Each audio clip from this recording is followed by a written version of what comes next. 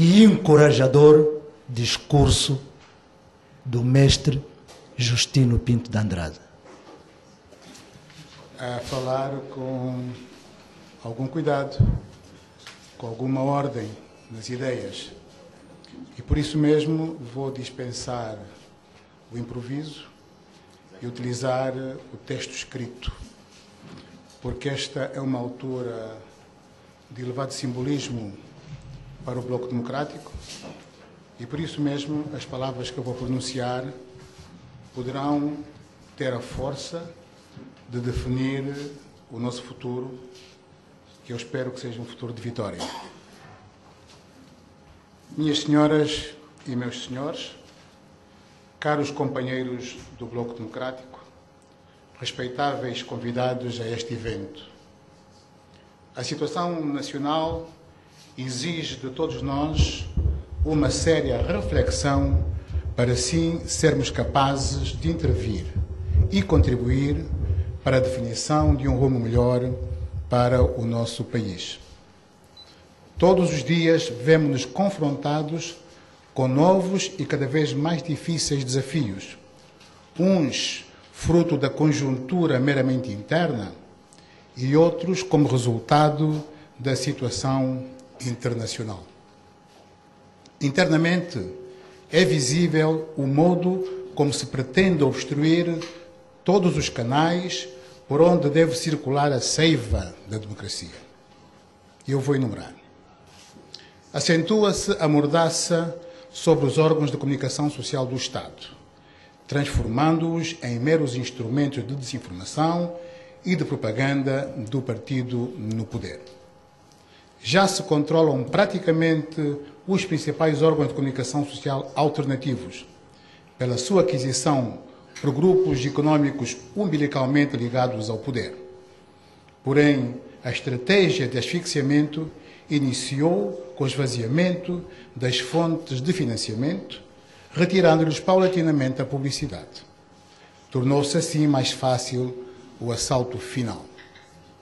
Sob a aparência de uma maior abertura ao setor privado, tem-se acelerado o processo de desenvolvimento de novos grupos empresariais nas várias componentes da área da comunicação social, tais como rádio, jornais, televisão, revistas, numa clara estratégia para o controlo total do espaço mediático, colocando inclusive sob sua dependência os jornalistas mais destacados do setor.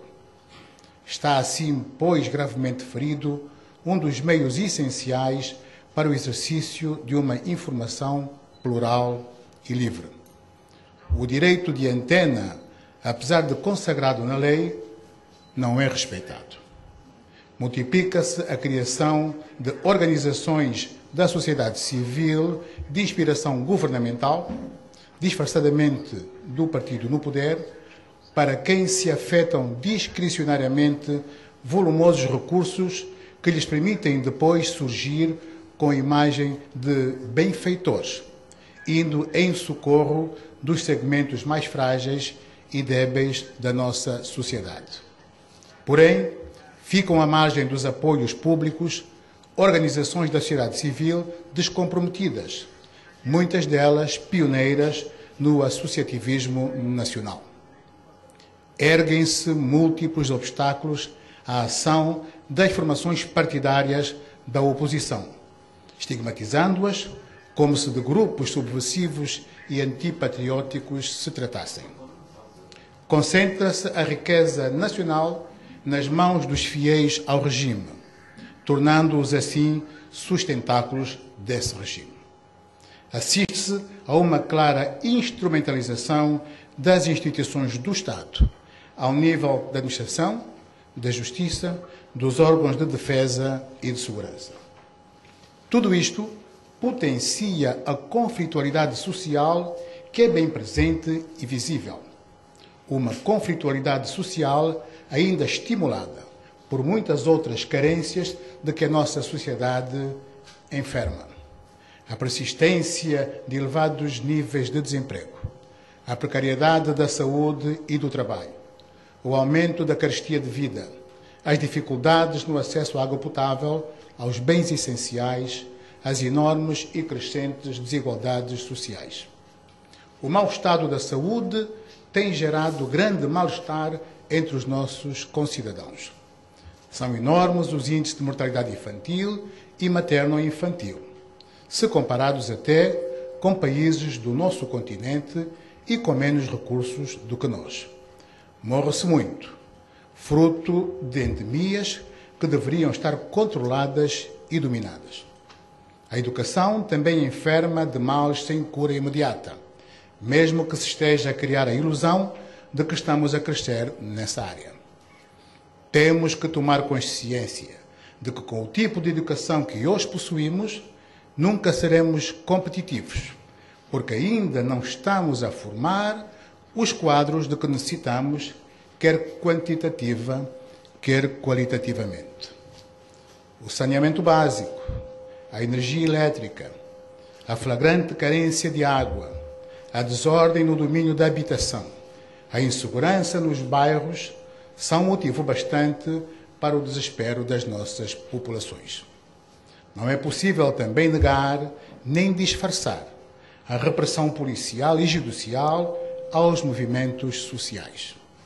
Fica assim desmascarada a verdadeira cultura política hoje prevalecente, a criminalização da pobreza. Em Angola, o Estado de Direito Democrático é, pois, ilusório. Uma ilusão que se acentua com o processo de concentração do poder nas mãos de um só homem, a quem verdadeiramente se subordinam os diversos poderes. Minhas senhoras e meus senhores, quem tem dúvidas sobre o esquema tentacular de corrupção que foi intencionalmente montado e instituído? Quem não vê quem são os seus principais beneficiários? Quem também não percebe a identidade das suas vítimas? À vista desarmada, percebe-se o processo de enriquecimento ilícito e a falácia da aplicação da lei da probidade pública. Este instrumento jurídico, apressadamente elaborado e aprovado, tem-se mostrado de facto um embuste. Afinal, não passa de um engenhoso artifício para lançar poeira aos olhos dos incautos, dos menos prevenidos, pois só atinge quem caia em desgraça perante os principais detentores do poder. Minhas senhoras e meus senhores, ilustres convidados, caros companheiros, a nossa juventude tem manifestado de um modo vigoroso o seu desencanto pelo atual estado de coisas. Ela tem sido obrigada a exprimir o seu sentimento nas ruas, num crescendo de manifestações públicas. Alguns desses jovens começam mesmo a conhecer a condição de presos políticos, uma figura que deveria ser banida num país que assumiu publicamente o desígnio de construir uma democracia. Se antes era visível o receio de falar e exprimir livremente ideias, hoje já se recorre às cadeias para silenciar protestos legítimos. Ninguém tem já dúvidas sobre os rumos que o nosso país está a seguir.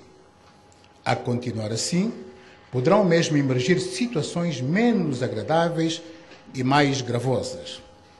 É isso o que o Bloco Democrático constata.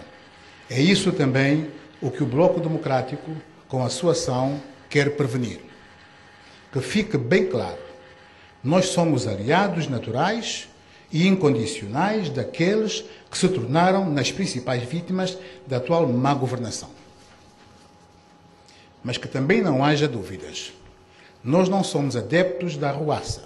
Somos, sim, respeitadores do direito à manifestação consagrado na lei fundamental. O Bloco Democrático não é como os que se abespinham quando a oposição ou a sociedade civil recorrem ao seu direito legítimo de se manifestar.